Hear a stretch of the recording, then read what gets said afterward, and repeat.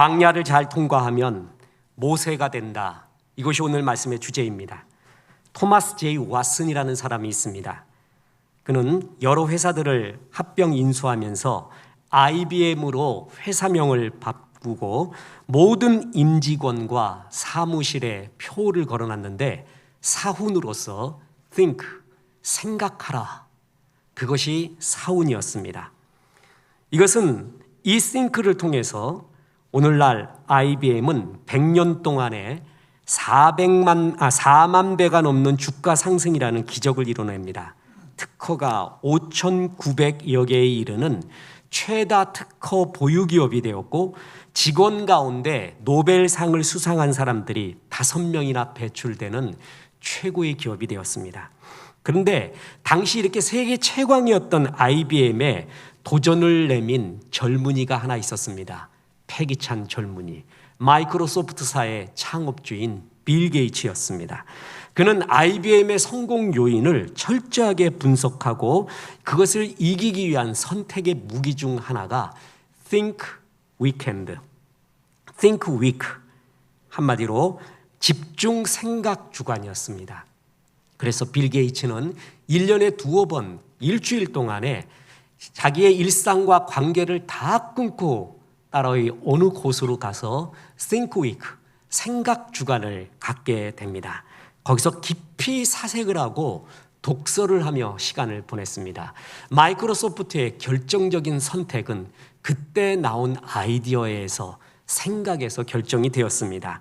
예를 들어서 빌 게이츠가 세상의 흐름을 바꾼 결정적인 대다수의 선택, 보안성이 강화된 소프트웨어의 개발, 인터넷 브라우저 시장의 1인자였던 넷스케이프를 제친 사례, 비디오 게임에 진출한 것, 이런 것이 생각 주간에 나온 아이디어가 구체화된 것입니다.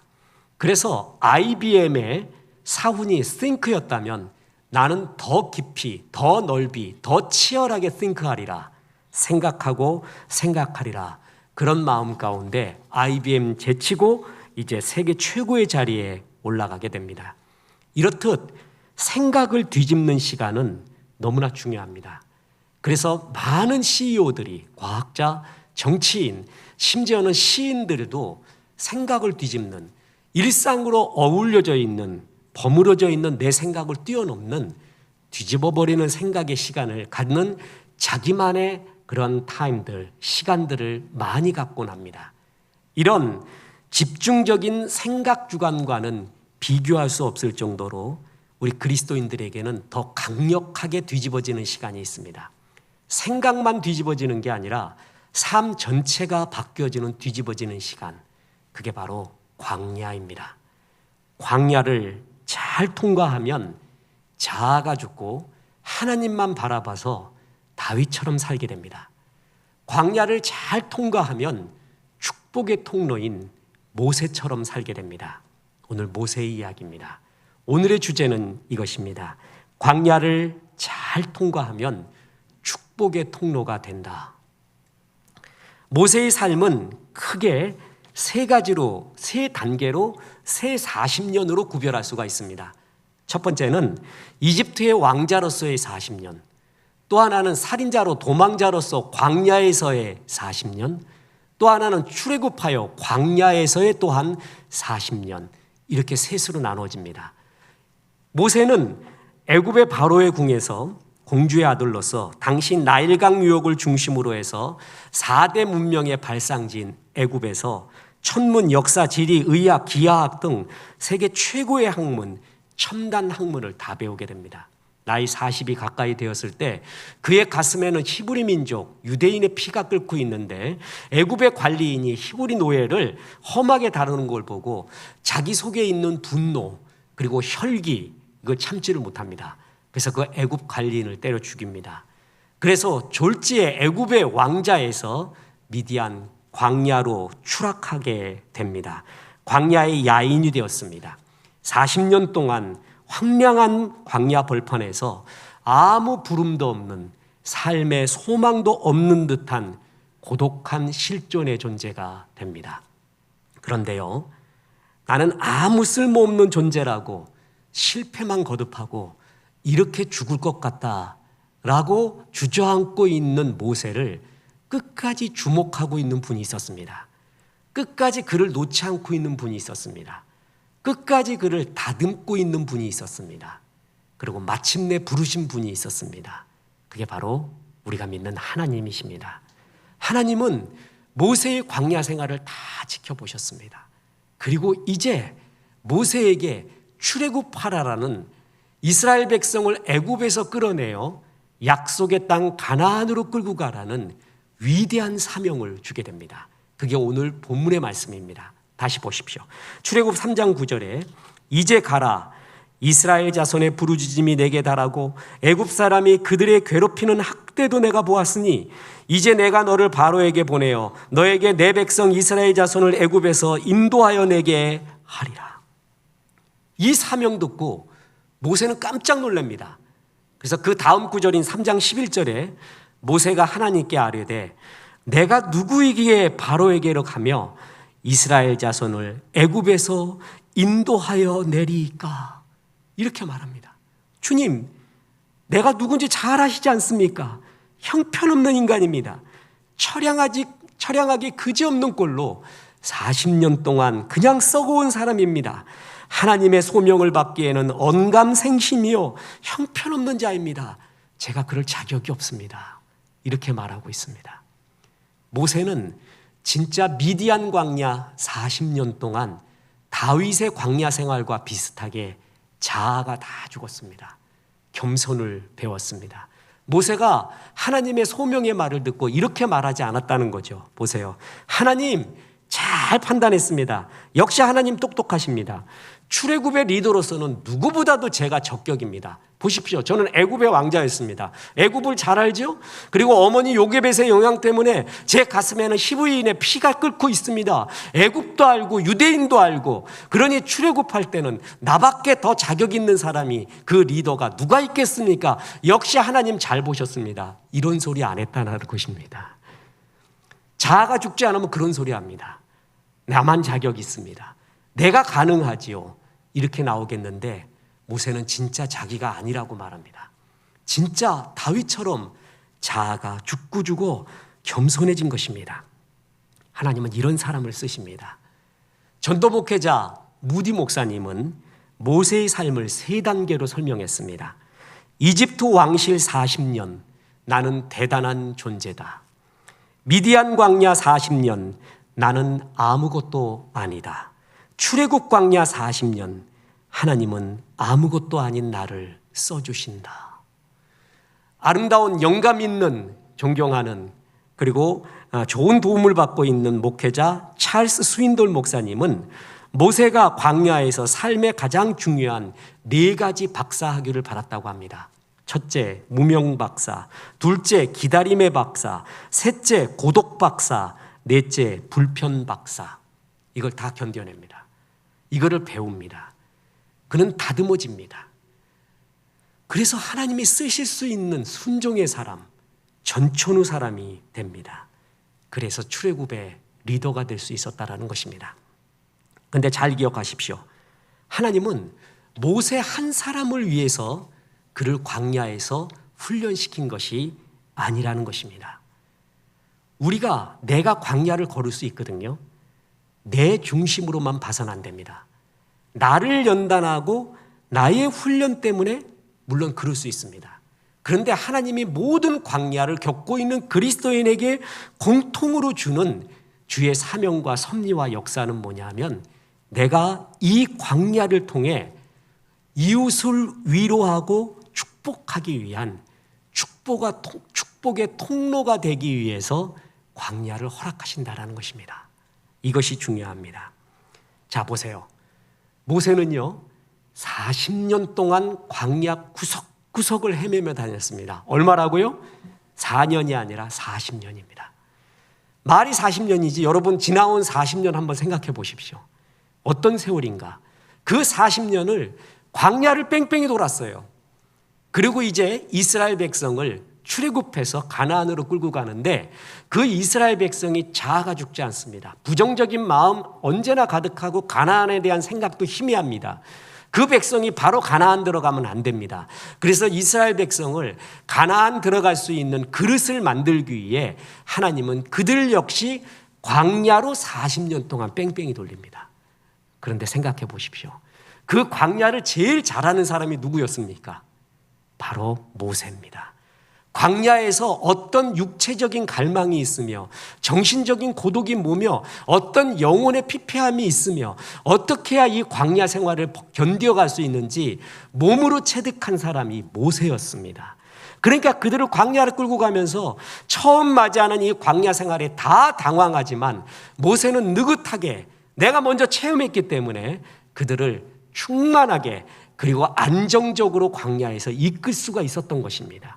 그러니까 모세의 광야 생활은 자기의 훈련뿐만이 아니라 이웃의 축복을 위한 출애굽한 200만 이스라엘 백성을 위한 고난이었어요. 그들을 위한 먼저 체험, 먼저 체득한 하나님의 섭리가 있었다는 것입니다. 하나님의 섭리에는 낭비가 없습니다. 요셉도 그러합니다.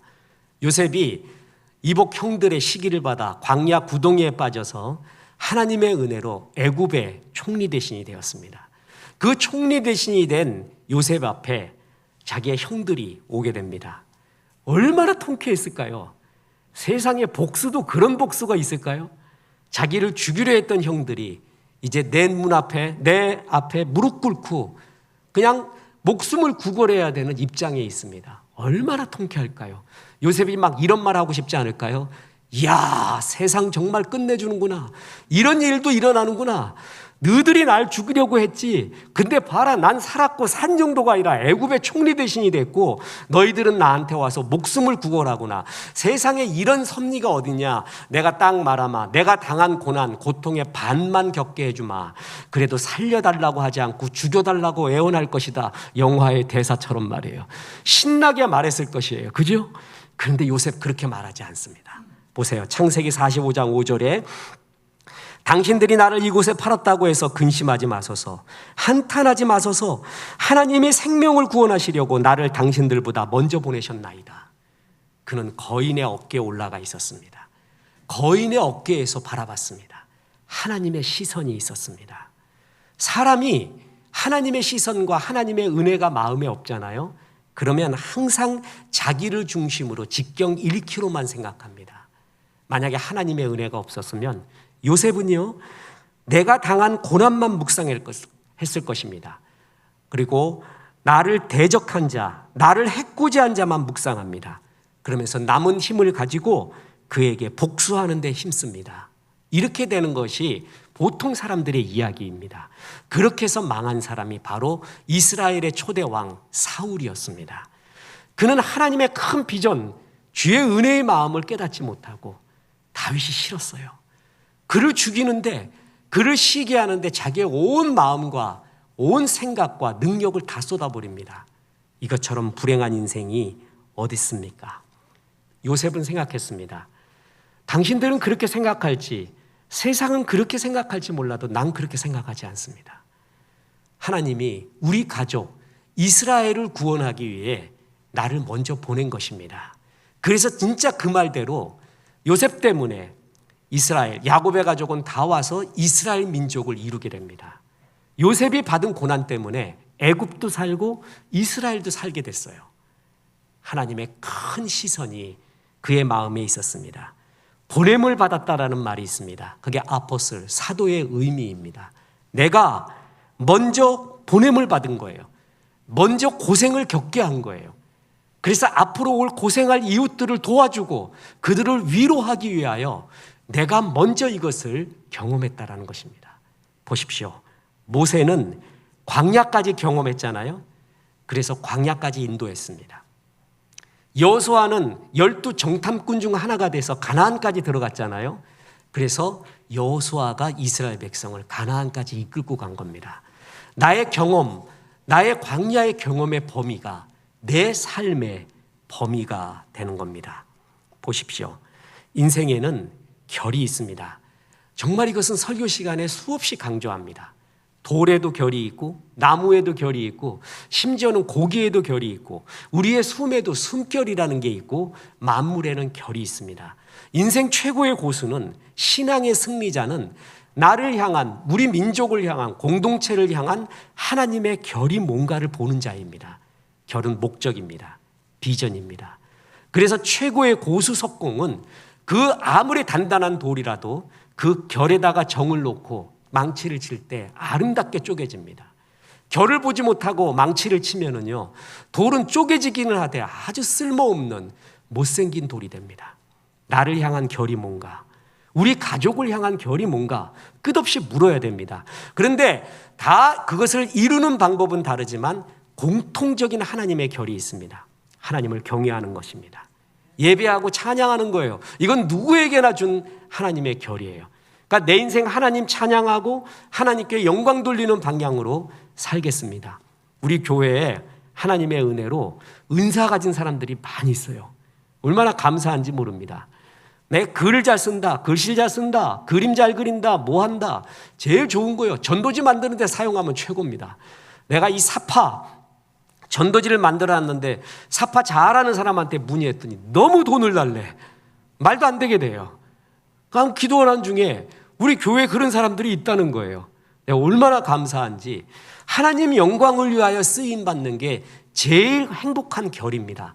또 하나, 이웃에게 복의 통로가 돼야 돼요. 하나님께 영광, 이웃에게 복의 통로. 이게 인생의 결이에요.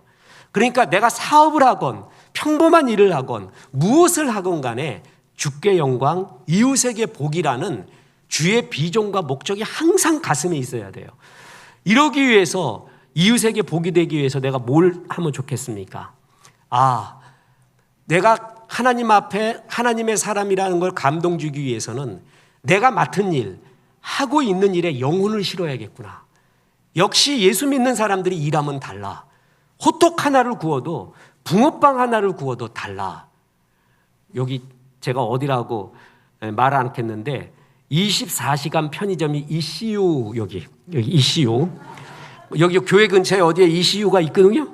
거기 ECU. 근데 거기는 내가 자주 가요. 이유가 뭐냐면 주인 아저씨가 표정이 달라요. 그리고 어투가 달라요. 그래서 직감을 했지. 이 사람 집사 같다.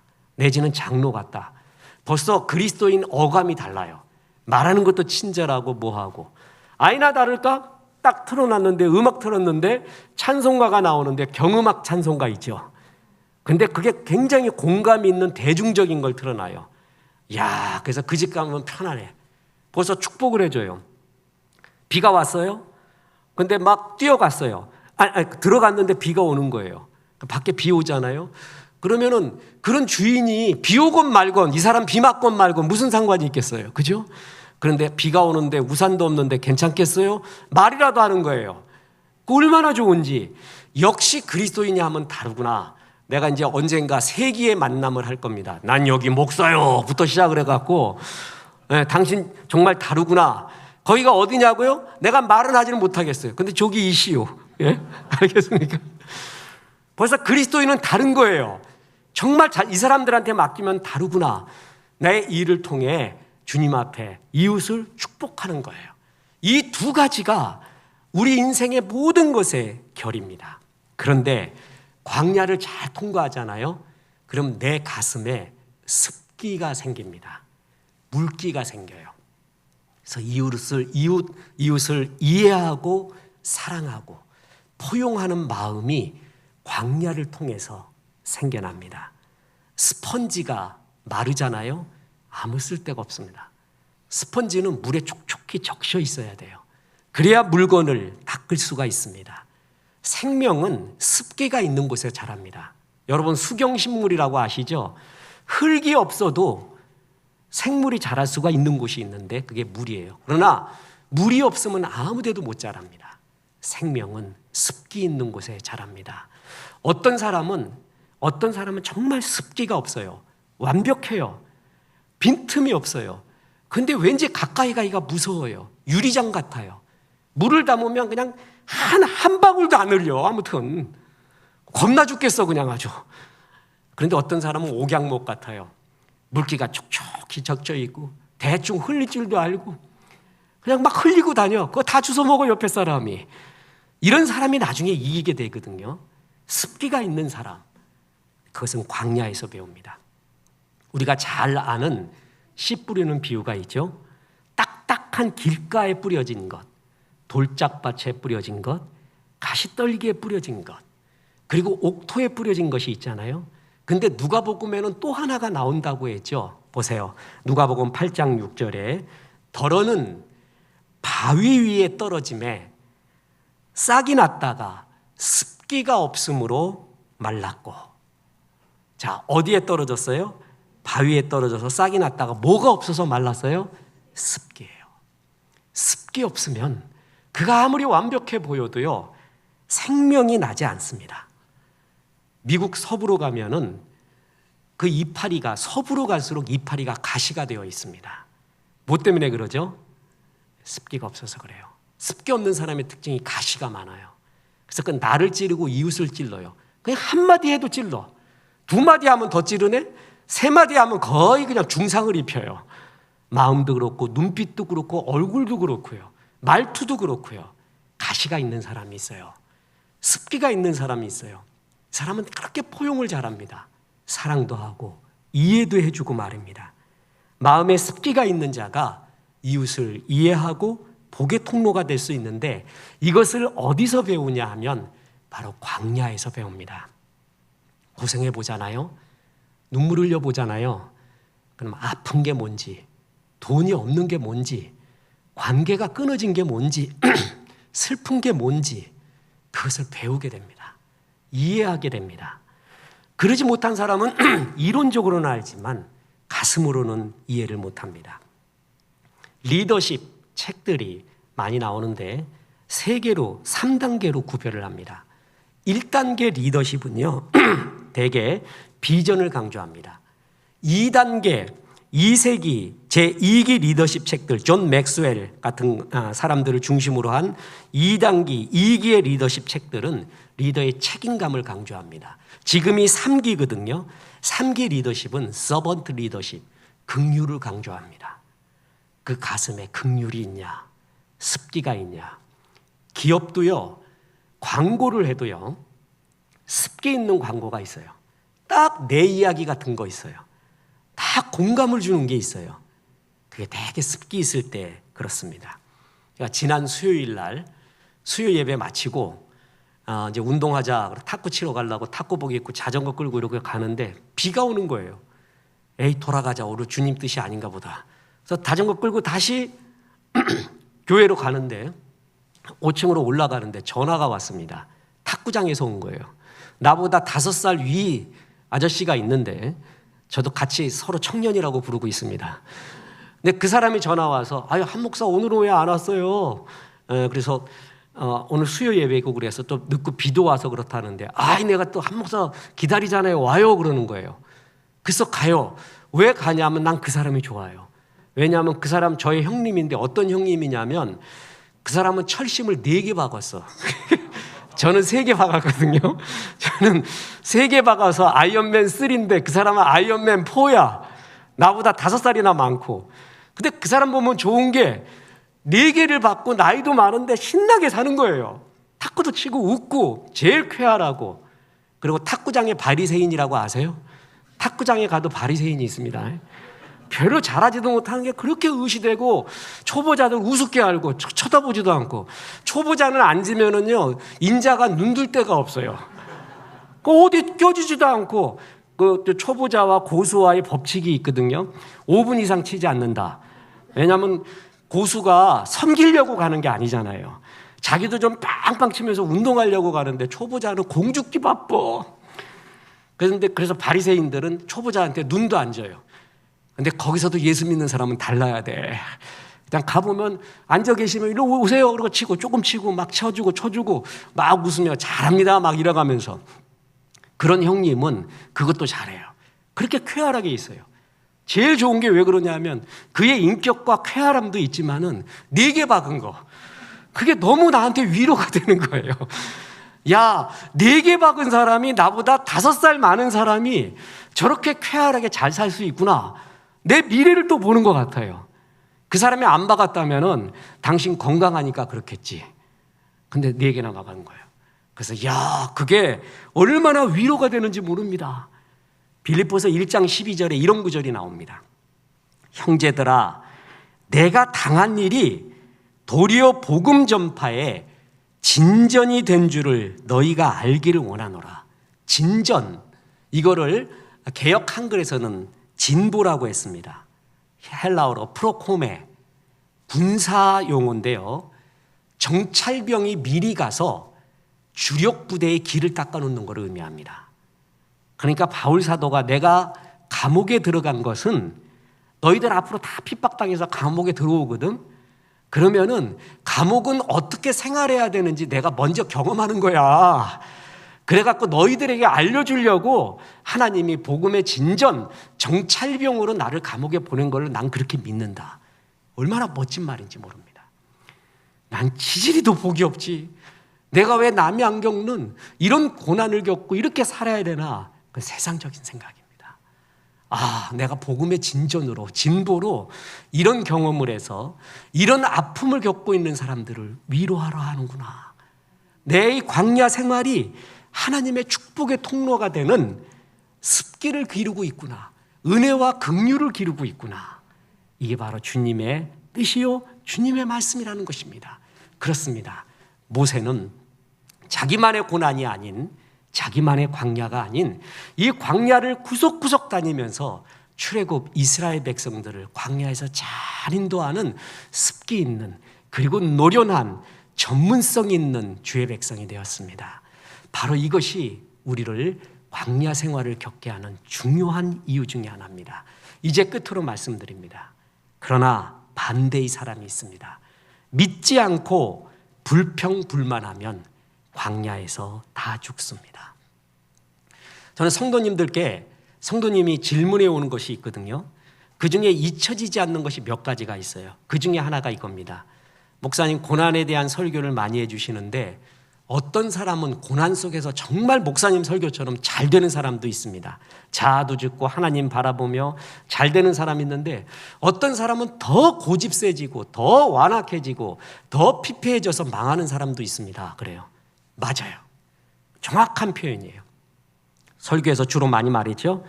똑같은 풀을 먹어도 뱀은 뭘 만들어요? 독을 만들어요. 소는 우유를 만들어요. 똑같은 비를 맞아도 가시나무를 키우는 땅이 있고요, 꽃을 피우는 땅이 있습니다.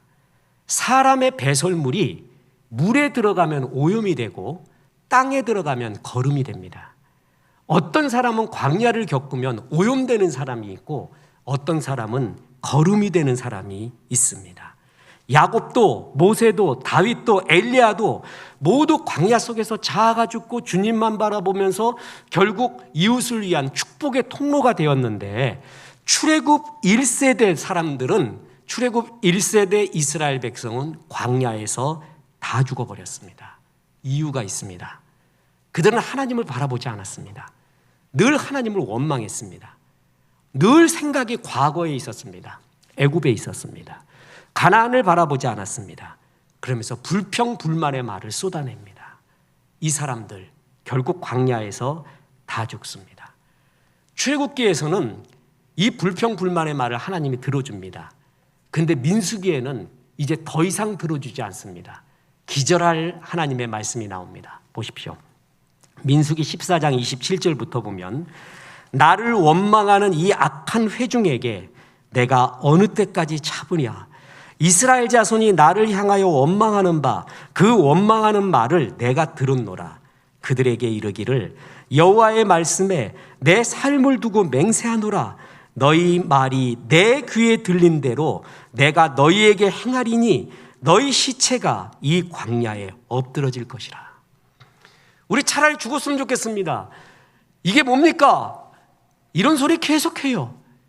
네 말이 내 귀에 들리는 대로 너에게 그대로 이루리라. 그리스도인의 독서법 언젠가 특강하려고 합니다. 독서는 분류가 중요하거든요. 가지고 있는 책의 목록 중에 말에 대한 것이 있습니다. 말에 대한 게 굉장히 많아요. 서점 갈 때마다 나오는 건, 새로 나오는 건 말에 대한 거예요. 하나님은 일반 은총으로 말이 그렇게 소중하다는 걸 가르쳐주고 있는 거거든요. 그런데 그 말에 대한 책을 다 읽어봐도 성경 지금 이 구절처럼 강력한 축복이 되고 강력한 경고가 되는 명확한 구절은 없습니다. 이게 답입니다. 내 귀에 들리는 대로 너에게 행하리라. 주님 감사합니다. 주님 나에게 비록 내가 지금 이해할 수 없는 광야의 길을 걷지만 주님이 최상으로 인도하시고 합력하여 선을 이룰 거 믿습니다. 잘 될 거 믿습니다. 내가 온 것은 양으로 생명을 얻게 하고 더 풍성히 얻게 하려는 것이라 했는데 나는 생명 얻었습니다. 앞으로 더 풍성해질 것입니다. 그래서 하나님 찬양하고 복음 전도하겠습니다 하는 사람은 주님이 들었어요. 그 말을 내 귀에 들리는 대로 너에게 그 말을 그대로 이루리라. 지지리도 복이 없지. 나는 되는 것마다 없네. 나는 하나님 복을 못 받나 봐. 난 이렇게 죽나 봐. 정말 하나님 계신가부터 시작해서 온갖 욕설과 온갖 불평만을 다 해요. 하나님 듣고 계세요. 그러다가 네 말 그대로 너에게 행하리라. 무서운 말이죠. 그리고 축복의 말이기도 합니다. 저는 철학 책들 중에서 5구절은 정말 가슴에 와닿습니다. 주님이 일반 은총으로 철학가에게 줬다고 믿습니다. 그 중에 하나가 이겁니다. This Sprache ist das Haus des Giants. 좀 뭔가 있는 것 같죠? 독일어로 해갖고 언어는 존재의 집이다. 그 집 속에서 인간은 산다. 하이데거가 말해서 유명해졌지만 하이데거의 말은 아닙니다. 언어는 존재의 집이에요. 누에가 자기 입에서 나오는 실로 고치 집을 만들어요. 그렇듯이 인간은 자기의 말로 집을 짓고 있습니다. 찬양합니다. 감사합니다. 잘 될 것입니다. 복음 전하겠습니다.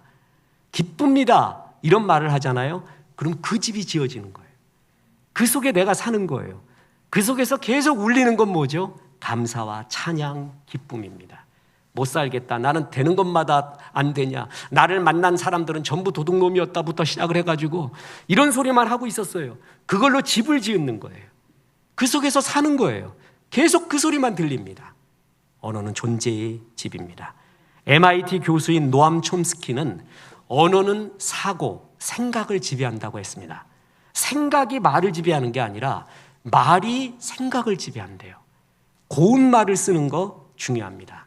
그래서 데카르트가 나는 생각한다, 고로 존재한다고 했잖아요.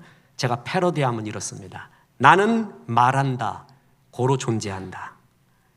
시인 보들레르는 이렇게 말했습니다. 언어, 단 한마디로 인생을 송두리째 바꿔놓을 수 있는 사건. 그렇게 중요하대. 저 목사 오래 이제 하다 보니까요.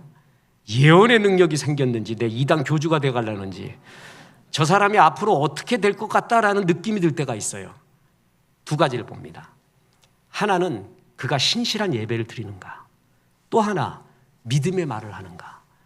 2개 보면 어김없습니다. 진짜 어김없습니다. 제 동료 중에 목회를 잘하는 목사님들, 존경하는 목사들이 동료 중에 있습니다. 그 친구들은 내가 요번에 깨달은 거예요. 전화를 받잖아요. 그러면 그 친구들이 꼭 하는 말이 있어요. 할렐루야, 한 목사 잘 지내나? 우리의 자랑, 뭐 한국의 자랑 어쩌고 막 이래. 그럼 일단 이것이 무슨 또 아쉬운 소리 하려고 이 소리 하나. 그래도 그 소리가 그렇게 좋을 수가 없어요. 잘 되는 목회자 있잖아요. 목회 잘한다고 있는 우리 동료들 보면 하나같이 믿음과 긍정의 말을 해요. 할렐루야부터 시작해. 근데 꼭 부정적인 말하는 거 있어요. 10년 전에 그랬는데 15년 전에 그랬는데 16년 전에 그랬는데 지금도 그래. 그 사람 계속 힘들어. 내가 요번에 깨달았어요. 목사도 정말 믿음의 말이 중요하구나. 축복의 말이 중요하구나. 그 속에서 내가 살고 있구나. 이스라엘 백성은 늘 불평불만했습니다. 그러니까 광야에서 죽었습니다. 내게 그 사람이 하는 말을 들려주십시오. 그러면 그가 어떻게 살아갈 것인가를 예견하겠습니다. 그렇게 말할 수 있을 정도입니다. 광야에서 다 죽은 사람, 믿음의 말, 사랑의 말 하지 않고 은혜의 말 하지 않고 늘 부정적인 말을 했던 사람입니다. 그래서 유다서 1장 15절에 보면 이는 무사람을 심판하사 모든 경건하지 않은 자가 경건하지 않게 행한 모든 경건하지 않은 일과 또 경건하지 않은 죄인들이 주를 거슬려 한 완악한 말로 말미암아 그들을 정죄하려 하심이라 하였느니라. 2가지를 심판하죠. 경건하지 않은 일, 경건하지 않은 말이에요. 성경은 이 둘을 동일하게 봅니다. 경건하지 않은 일을 하고 완악한 말을 한 건 동일한 것입니다. 이만큼 하나님은 말을 소중하게 여깁니다. 우리나라 말에도 말씨라는 게 있죠. 말의 씨앗이 된다는 것이에요.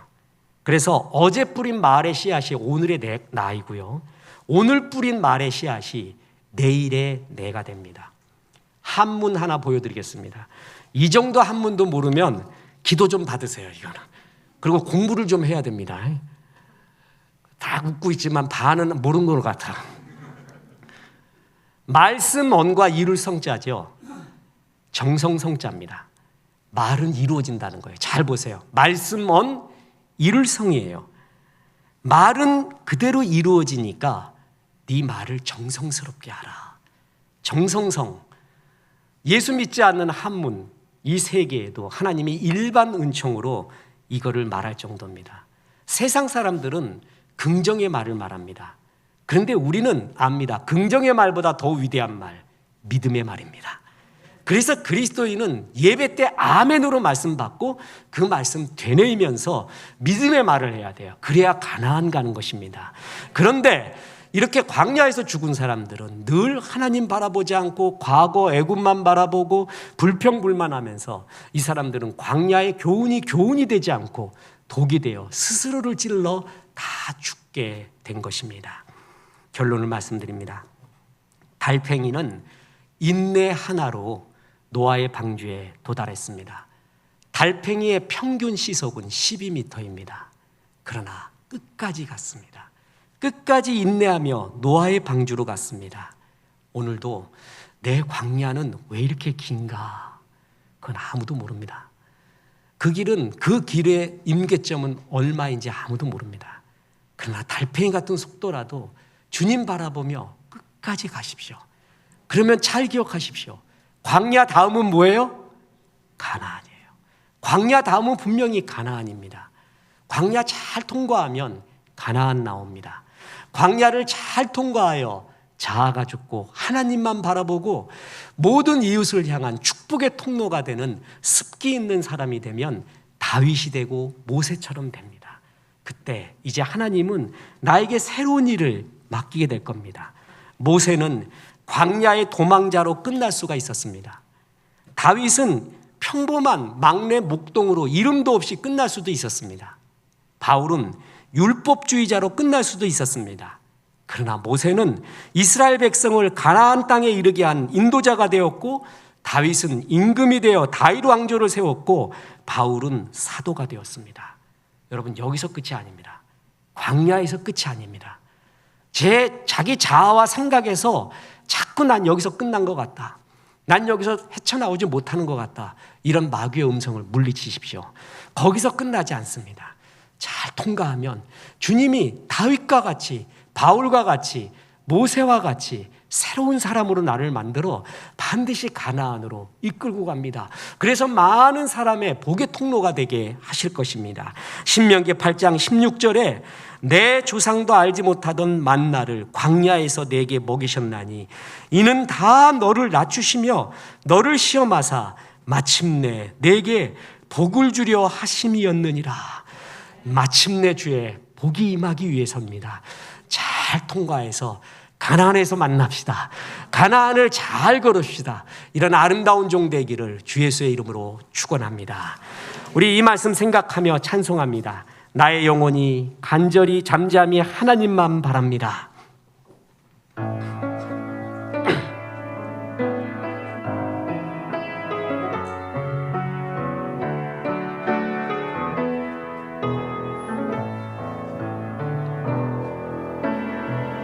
나의 영혼이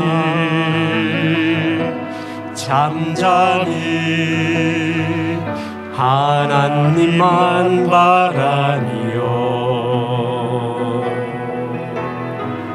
나의 구원이 그에게서 나는도다.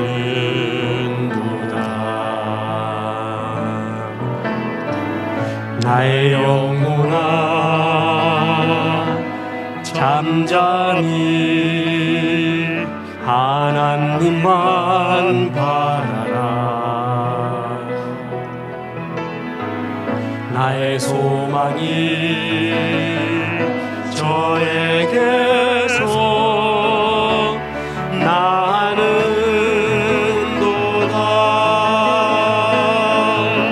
오직 주만이 나의 반석,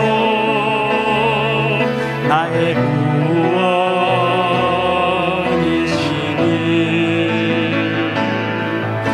오직 주만이 나의 산성, 내가 요동치 아니. 오직 주만이 나의 반석, 오직 주만이 나의 반석, 나의 구원이시니.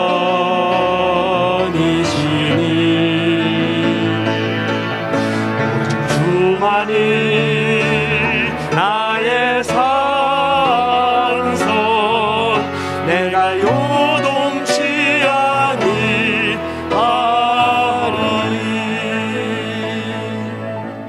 이제는 우리 구주 예수 그리스도의 은혜와 하나님의 크신 사랑과 성령님, 광야를 잘 통과하여 모세같이 다윗처럼 되라 말씀하심이, 이 말씀에 아멘하며 오늘도 광야 속에서 주님 바라보는 성도들에게 함께 하셔서 이제부터 끝날까지 크신 영광 받으시옵기를 우리 구주 예수 그리스도 이름으로 축원하옵나이다. 아멘.